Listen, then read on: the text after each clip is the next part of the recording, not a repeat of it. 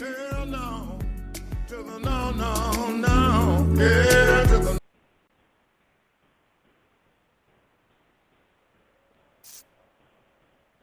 Who are you? You don't know. Don't tell me Negro. That's nothing. What were you before the white man named you a Negro? What was your name? It couldn't have been Smith or Jones or Bush or Powell. That wasn't your name. They don't have those kind of names where you and I came from. No, what was your name? And why don't you now know what your name was then? Where is your history? Man, we coming back harder than ever.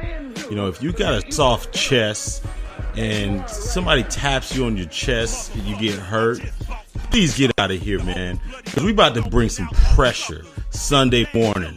This is our church. You already know what it is. No Cupcake Zone. We back in the building, man. We busting shots. We busting cannons. Hey, we doing it all, man.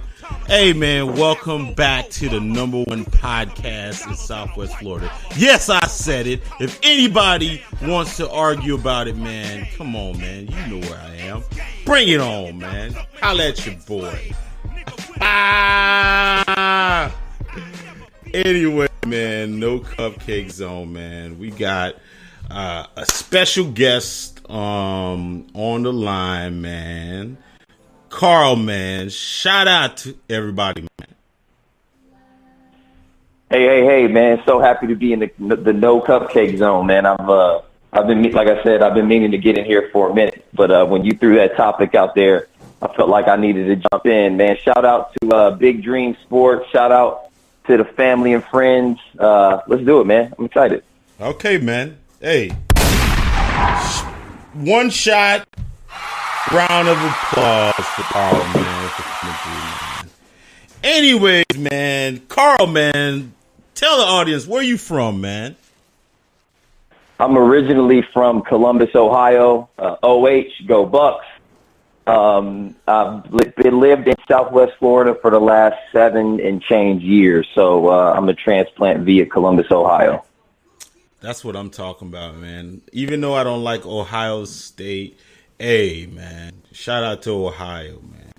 Anyways, man, the topic of today, man, they're making America hate again, man, and I can't understand it, man. Carl, you're a smart guy, man. You're logical. You said it, I didn't. Yeah, you're logical. I'm logical. Yeah. How does the Yeah. average, I guess, American their brain get hijacked and they just believe in a false narrative? How does that happen to rational people? Well, that's a great question, and it's funny. I've never heard anybody frame this in that context. So I'll put it this way. I think confirmation bias is all.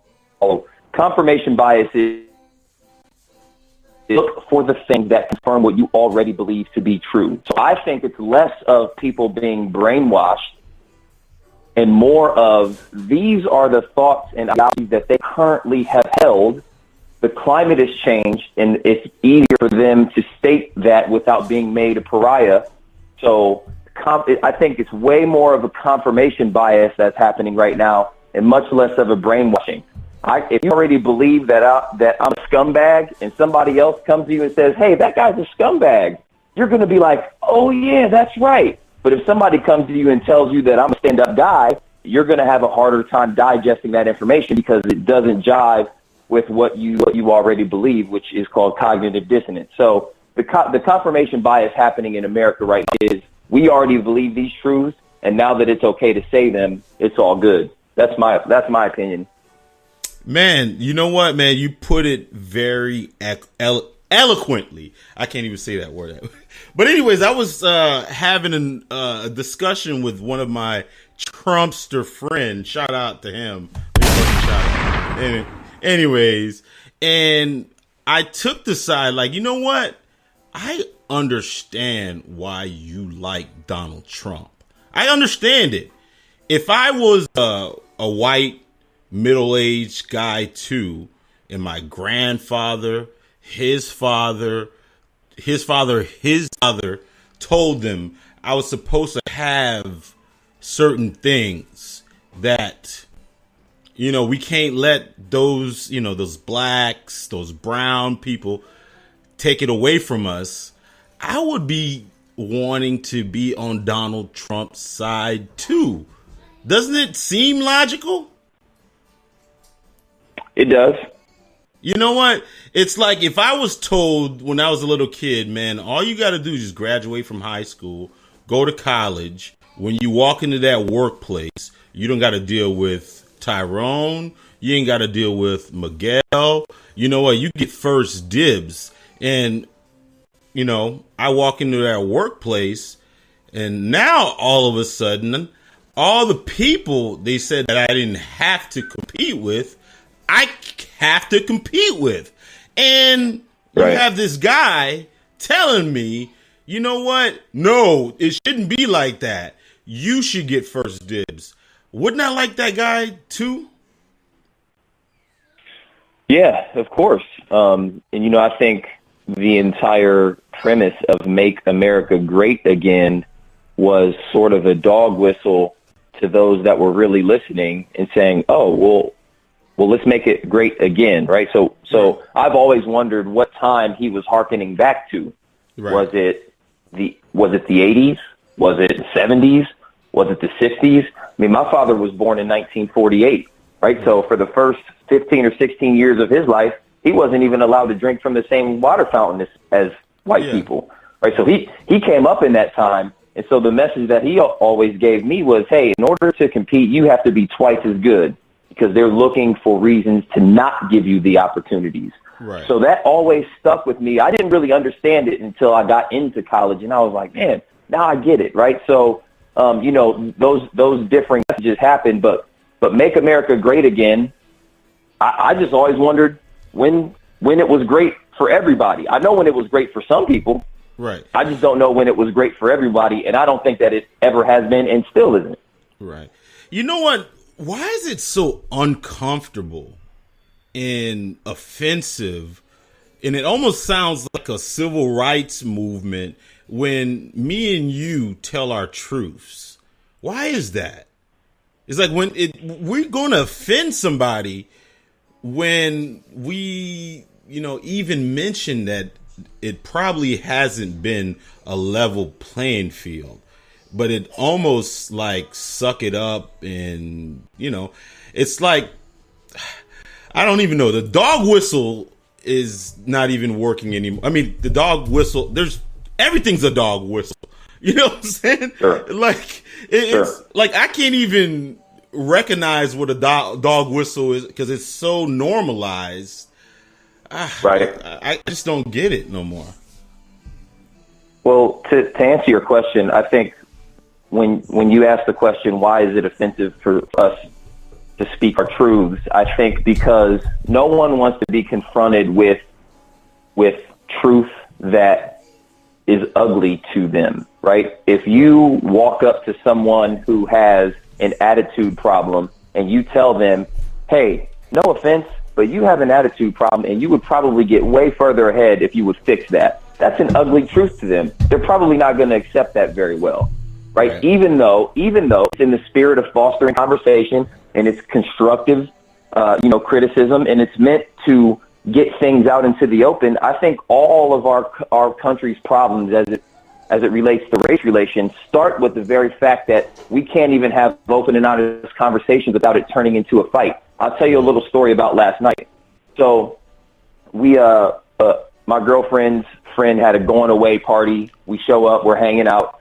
All of a sudden, one of her friend's dad says, hey, I'd watch the NFL again if these guys would get off their knees. I said, you know what? I'm recusing myself from this conversation because I know that he doesn't want to hear anything that I have to say, right? Right. It's not the time or the place. And as I thought about that, I went, man, that's the issue, because I feel like we can't even have a general discourse about things without it turning into an argument. And that speaks to your point of things being offensive when we just speak the truth. Yeah. Yeah. It's the whole Colin Kaepernick thing, and we're going to talk about the anthem thing. That people knew what the truth was. The truth was Colin Kaepernick was living in San Francisco area. There was a high profile, things that happened in the San Francisco police department, which was a local thing because he plays for the 49ers, right? Sure. And it was confirmed police-wide corruption within that department. That's where the protest stems from, right? Yep. And he's in that area, and everybody knows this, right? And this is confirmed. This is not, we're making, some police brutality thing up. This is known corruption within that. So as a means of demonstration, protest, whatever you want to call it, he sat out the national anthem because he says until black people start getting treated different, I'm going to take the stand. Nate Boyer, who plays in the NFL, reached out to Kaepernick. He told Kaepernick, you know what? Instead of sitting, I'd rather you kneel to give respect. That's a show of respect. If you look anywhere, it's a show of respect. So instead of sitting, he kneels. And all of a sudden, it became about the troops. It became about cop killing. It became about the troops and everything. And then all of a sudden they fell in a hole. It was like, okay, let's look at the national anthem, which the national anthem was constructed by a confirmed, not my opinion, white supremacist. I forgot his name. And that anthem was made because of a battle that they lost to the English or something like that. And they even make references of slaves because slaves were trying to get their freedom. This is history, not my story, not his story. This is history. That's the reason they made the song was because of this battle. But anyways, how did they muddy the waters? I'm still asking that, and I know you don't have the answer, but how do rational people muddy the waters on that? Well, no, the answer again lies in the answer to the first question you asked me, which was, how did rational people become so ignorant to so many issues, and how were they brainwashed? They were able to muddy the waters because they already held certain beliefs. They already think that black people are disrespectful. They already think that black people are anti-establishment. They already think these things. So when they see it, it's confirmation bias for them. And it was really easy for our president and everyone else to say, oh, well, they're disrespecting the troops, because the confirmation bias of black people on the whole are disrespectful was confirmed for them by the fact that Colin Kaepernick kneeled for the anthem.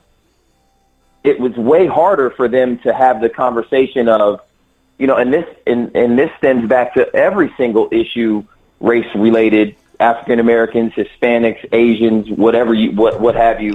Instead of asking and examining what is happening, no one wants to have the conversation and ask, why is it happening? If they asked Colin when they did, and he said it, why are you kneeling? I'm kneeling because I need to bring attention to the fact that we are not treated equally in this country. That conversation never was able to take root because that was a hard conversation to have. They didn't want to face that truth. So instead, let's vilify him. Let's vilify anybody who joins his cause. It's history repeating itself over and over again. So it was easy to muddy the waters because it was just confirming what they already believed anyway. Absolutely. Yeah, you're absolutely right. And I mean, I want to believe that we're better than that. And sometimes I don't know, it's just frustrating. Like the other week, LeBron James did, something. I thought it was pretty cool and great. You know, everybody was getting, giving them props and stuff like that. But they found a way to kind of just take a dump on what he did. Not everybody, but they were finding a way. And sure, with the fact that he was using tax money to pay for some of those things, sure. Oh, yeah, but LeBron James, let's keep it 100. LeBron James is not a dumb guy. He has learned a lot probably from what he is at. I remember somebody brought that up. I was like, okay, name one school that's not taxpayer funded. Private, charter, everything. Right. There isn't one. There isn't. It pretty much can't be. LeBron James would be a hypocrite if he opened up a school that was private, right? I think he would be, because he went to a public school, and that's still a private school. That Catholic school is still a private. It's a public school. It gets public fund. But the point I'm trying to make, everything that you do is taxpayer funded. You know, that school, there's going to be a lot of rich guys that buy bonds to build that school. Guess what? Mm-hmm. Who's paying that interest to that billionaire? The taxpayers. Yeah. And guess what? That bond is tax free. Guess what? He's not paying tax on that. Okay? No. So when LeBron does something like that, he gets all the protections of the federal and state government because it's publicly funded. That means if that accountant misappropriates the funds, guess what? He has to deal with the federal government or the state government. If LeBron were to do something fully under his name, he wouldn't get none of those protections. I can go on and on and on and on about that. But why were people so quick to jump on him, but they didn't jump on Jerry Jones, Daniel Gilbert, that have stadiums that get billions of dollars from the taxpayer? Well, first of all, when he first announced that he was opening that school, and this is very sad, but my mind immediately went to, man, how are people going to marginalize this? Like how? That's exactly what I said. Yeah, like how are they going to marginalize this? There's going to be something like, oh, he only lets 200 students in instead of 2,000, or there's going to be some way that it's going to be painted negatively. And sure enough, the train, as it is never late, came through taxpayer funding. Taxpayers would rather pay more for a stadium to go watch football that, quite frankly, the owners that they're helping build the stadium have jacked ticket prices so high that they can't even afford to take their family to go watch the game. So they're building the stadium and then watching the game at home. Right. That's unbelievable to me. However, they would rather do that than put tax money into a school started, and I think it has far less to do with, it has equally as much to do with the African-American man who started the school and is getting praised for it, as much as it has to do with the predominant African-American student population that will attend that school, right? It's the same thing that happens with our HBCUs, our historically black colleges and universities. I've heard myriad white people say, well, we don't have colleges just for white people. Why do you guys have colleges just for black people? Again, marginalizing the fact that, we just try, here it is. Time after time after time, black people in America have tried to say, hey, we want equality. And the answer, time and again, is no. What's the other side of that argument? There shouldn't be another side of that argument, but time and time again, the other side of the argument is, no equality. You guys don't get colleges for yourselves. We can't have colleges for ourselves. Well, what in the world do you think colleges were before 1965? You know what's the crazy thing about that whole HBCU? You know who started them, right? It wasn't black people. I mean, the funding, right? The idea behind HBCUs. Because, listen, you're going to have a whole bunch of slaves in the slave force, right? We need to create employees, right? That was the reasoning behind that. A lot of people don't know that. And that's why, you know, some of the schools, they're always agricultural schools, like, you know, Alabama, AT&T, FAMU. And because a lot of the, you know, farmers, I mean, the black slaves, you know, were in the South, you know, they grew cotton and all that. So they wanted to keep them as employees. So they didn't really, like, if you look at some of the degrees in that school, it wasn't like to become a CEO or an entrepreneur. It was to become basically an employee. I'm just throwing that little fact in there. But that's very interesting. Right. That was the whole idea and premise behind it. The money was actually was done by white people because they kind of wanted to keep, you know, those, you know, people in the box. But, you know, that's another story. But you're absolutely right about that, man. When it comes to the marginalization of anything, but you know, if Drake makes a great album, or you know, Pusha T disses Drake, there's no marginalization about that. We're entertainers. Well, no, not at all. No, it's only when good things are happening, or you know, when we try to bring light to, you know, subject. I mean, Colin Kaepernick doesn't have a job because of marginalization, right? So, you know, hey, you know, one way to make sure he doesn't kneel on the sidelines during the national anthem, keep him out of the league. Yeah. Oh, absolutely. He's not playing because he's not good enough. Right. That's not the reason he's not playing. So, you know, all of those things happen. And here's what's really ironic about it, right? Our president got elected. In my mind, our president got elected because the people that supported him, what do they always say? I like it because he tells it how it is. He tells us the truth, whether we want to hear it or not, right? And that's why he got elected. However, when the truth comes from someone that they don't want to hear the truth from, it's marginalized and it's not really the truth. We're going to spin it to make it how we want it to be, right? So our president got elected because he tells it how it is, but only certain people are allowed to tell it how it is, because when Colin Kaepernick tells it how it is, he can't have a job anymore, and he's disrespecting the troops and all of those things. So, you know, it's endemic, it's systemic, and you know, I don't really see it changing anytime soon. You know, and this is also, I want to put this out there. This isn't all white people, not everyone. I know a ton of white people who are very hip. They understand what's going on. They see, you know, what things, they see things for how they really are. So it's not all. No. You know what? Majority that I would say of white people that I know what's going on.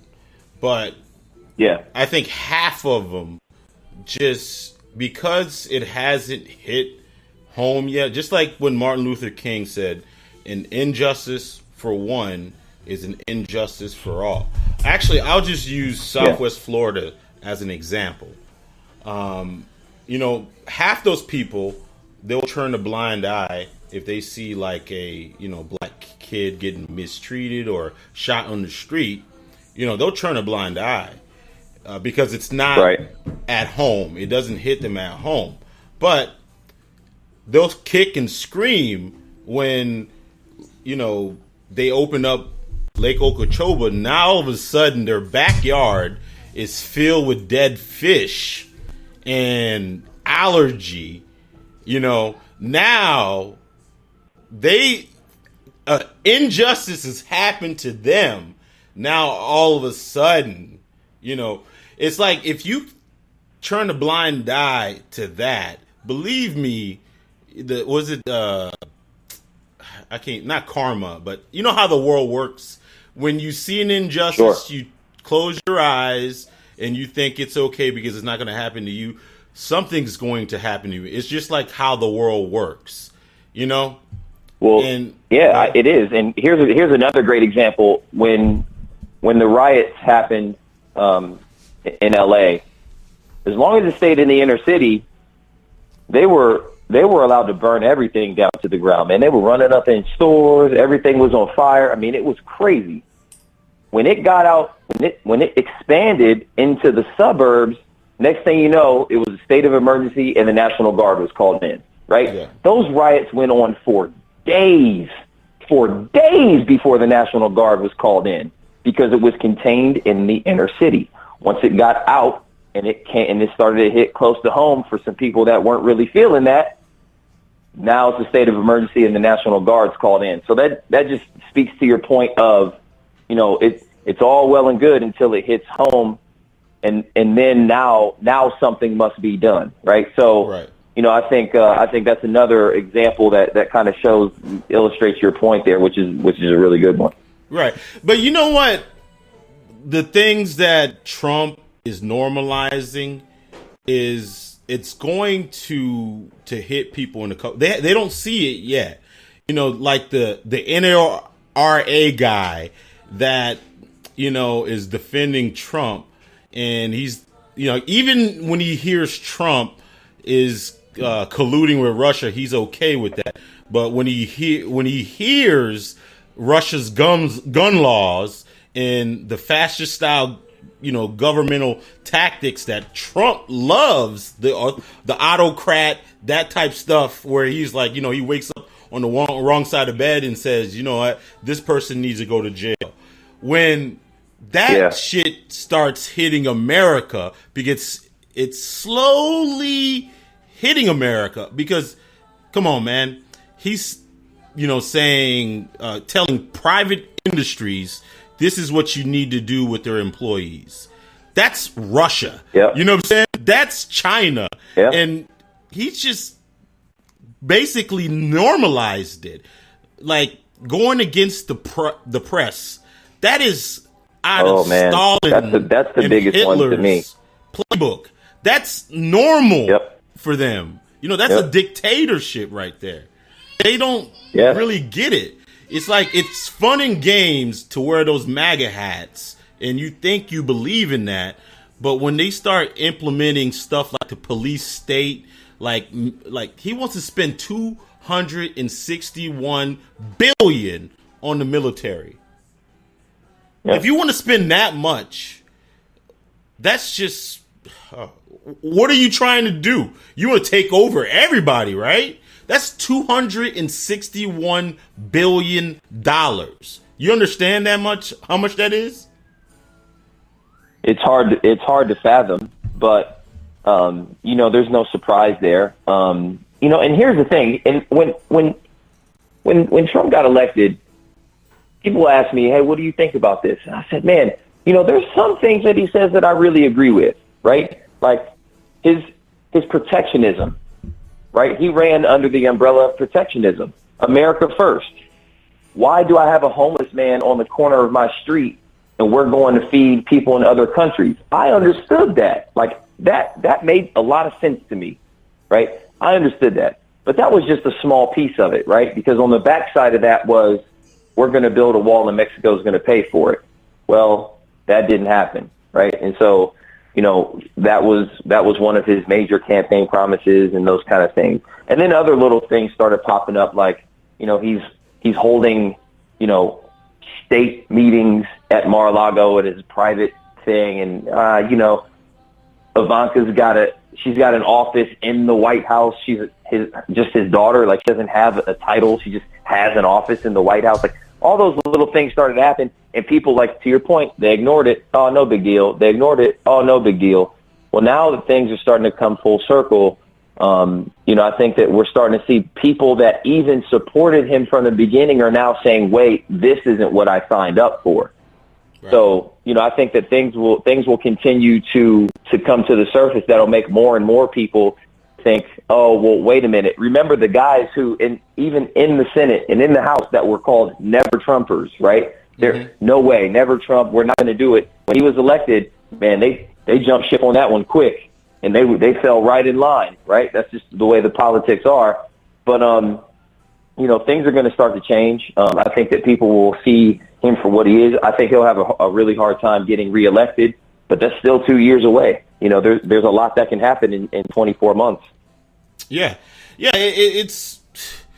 I don't think he will. He might. But what's the scarier part is a lot of the stuff that's been normalized, and maybe I'm more a little sensitive to it because I studied public administration, and one of the biggest things I covered was how the government works, the different styles of government, and those type of things. And there are some things that he's doing and he's saying in the way that he runs his administration that are right out of the playbook of fascists, like straight up, Sure. Not even hiding Sure. it. And it's Sure. and nobody can see it. I mean, I guess people see it, but they're just acting like it's not there. I'm like, come on, man. It's like you hire as your labor secretary the guy that basically was the author of the the vulture buyout. I can't remember what the name is.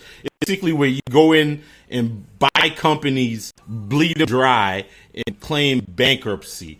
The guy that is his labor secretary is the father of that.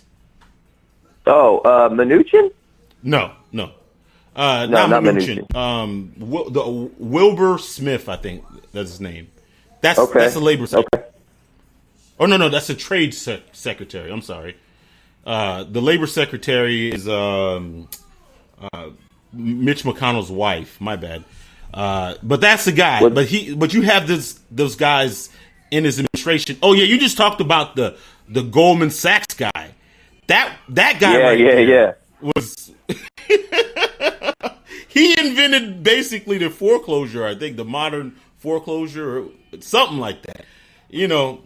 And when you look at that, and some of the ideas they had are out of the fascist playbook, Yeah. Like when he came in and said he wanted, to repatriate dollars, like Apple, those corporations that have what do you call it, businesses overseas. He basically threatened them, telling them they need to come back over here to bring the money back over here.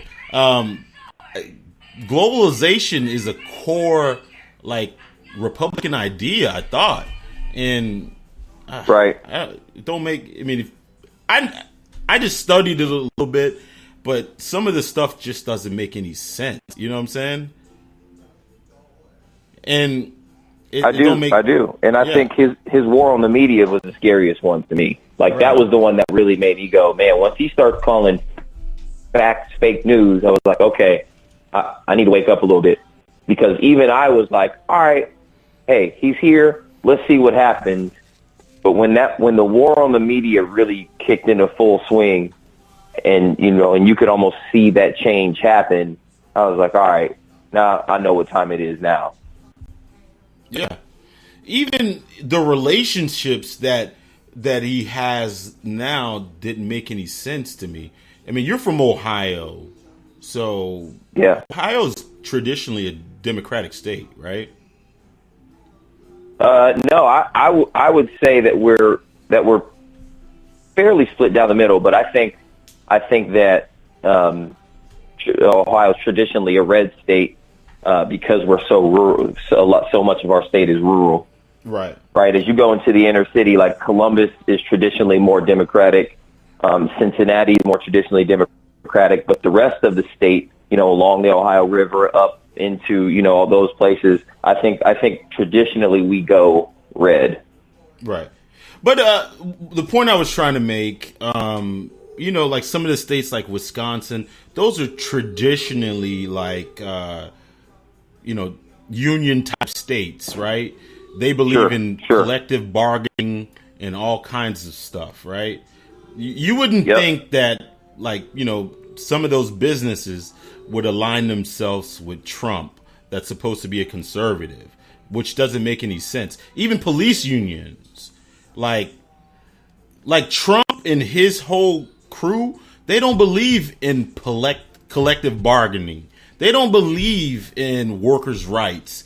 That's not one thing that he believes in. So it's head scratching how he gets so much support from them when his ideals are against what, I guess the reason they're in a union. You know what I'm saying? I do. Yeah, those alignments kind of just bring my antennas up. There's something else going on. Like, maybe me and you don't know about it because the relationships and the rhetoric and the normalization of just stuff that are anti-democratic and people are not saying nothing about it is mind-boggling to me. I agree. Yeah, man, enough of these politics, man. I know, hey, big sports, man. You excited for the season, man? I am. It's it's so funny. It took us 1 week to already get a couple of games that didn't go the way that we thought it was going to go. And yeah, I'm really excited for this season. I'm excited for some of the young guns to step up. Like I said on the show, a couple of teams really revamped some things. Riverdale shocked the heck out of everybody. Bust a couple they shots. They did, yeah, for sure. They shocked the heck out of everybody. I know that if I recall correctly, Naples didn't roll as big as we thought they would, did they? What was the final score of that game? 25-14, but their number one signee for Clemson signee. I got to put all that in there. He's playing for national championship contender next year. He wasn't playing, so that was the reason. Okay. Fair enough. But yeah, man, I'm really excited about the season, man. I think the show is going in a new, cool direction. We're doing some things differently. I think first of all, going live instead of taping and airing, I think is a great look. I love the crowd participation that we got. The audience really made the show for us last week. So yeah, man, it's going to be an exciting year. I love the fact that you started off, the first words out of your mouth was, if your kid is terrible, don't watch. So yeah, man, it's gonna be really dope, man. I'm excited. Yeah, man. Hey, man, I'm so glad that you came on the show, man. I know we got a little heavy on the politics, man, but Carl's a smart guy. I know some of the stuff that I was gonna probably say wouldn't go over his head, but thank you so much, man. For coming on the show, man. And I hope your MAGA friends don't hear this show and get mad at you.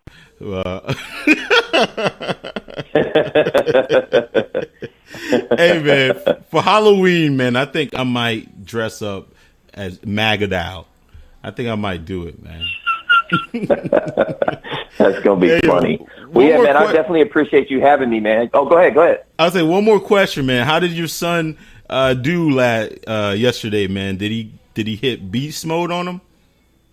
Well, it's funny, man. So I think a couple of things. Well, first of all, they won 39-0. They rolled, right? So there's that. I think that a lot of things that we did in practice, we didn't even do in the game, because once we realized that we were going to dominate that team, I think we kind of shut the playbook down and kept it kind of basic. So it was interesting to see. He lined up at a couple different positions that he hadn't practiced in ever, so it was a little weird for him. But they did line him up at QB when we had the ball down at the 2, and they trusted him to punch it in. A couple other kids got opportunities and couldn't stuff it in there, so they gave him the rock and let him do his thing.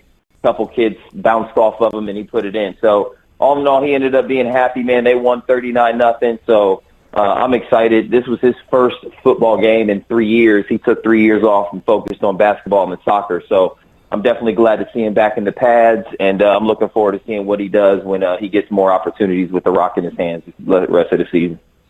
Man, beautiful, man. Hey, when is their next game? We play next Friday at 1 o'clock. I think it's a home game. I'm not sure. Give me 2 seconds and I'll tell you. I know this is bad radio. Man, I'll tell you right. All right. So no, on the 25th we play at 1 o'clock at Gulf Coast High School. So yeah, we play at Gulf Coast High School down in Naples at 1 o'clock next Saturday. So it'll be fun. All right, man. Who else should we look for, man, besides your little man? Because I know they got a good team all around. Oh yeah, man. They got a squad, man. We have a lot of talented kids, man. Jamie German's son plays on our team. Ja German, he scored a couple touchdowns yesterday, broke a couple big ones. He's a really good player. We got a kid on our team named Aiden Gonzalez who he touched the ball once yesterday and made magic happen, broke one for about 40 yards down the sideline. There's a lot of kids. They have so many talented kids on this team. And, you know, that's one of the reasons why I wanted my son to play with this team, because I knew that he wasn't going to, you know, just show up and get all the touches. He was going to have to work for things. You know, and it's been interesting to watch them kind of start to realize, oh, maybe the kid isn't just a big lineman guy, because when we give him the ball, good things happen. So now there's a lot of really talented kids on that team, and the coaching staff does a really good job with them. We're 3-0 or 2-0 right now. So yeah, it's going to be a great season, man. Yeah, man. All right, man, Carl. Hey, again, man. Anytime you want to call in a No Cupcake Zone, man, I'm gonna see you this week on the show, man. We can get a little absolutely. We can get a little bit more untamed on this show, you know, because we got to keep it, you know, PG for the other show. That's true. Anytime you want to come on here, man, step into the zone, man. Holla at me, man. I appreciate it, man. Thanks for having me on, man. It was fun. All right, man. You have a good one, bro. All right, brother. All right. You too. That was Carl, man. Hey, we were on here a little long. You know, I didn't really get anybody to call in. You got a couple more minutes. Got 2 more minutes. I'm going to be on Facebook Live tomorrow. No, actually today. I'm going to be on Facebook Live. But, hey, making America hate again. Hey, thanks again, Carl, for coming through. Big Dream Sports, man. You guys make sure you guys check that show Thursday night on Facebook. Look up Big Dream Sports. We're live or interacting. We have Big O on there. We got Andrew Layton. We got Nicole on there. We got Courtney. Check it out, man.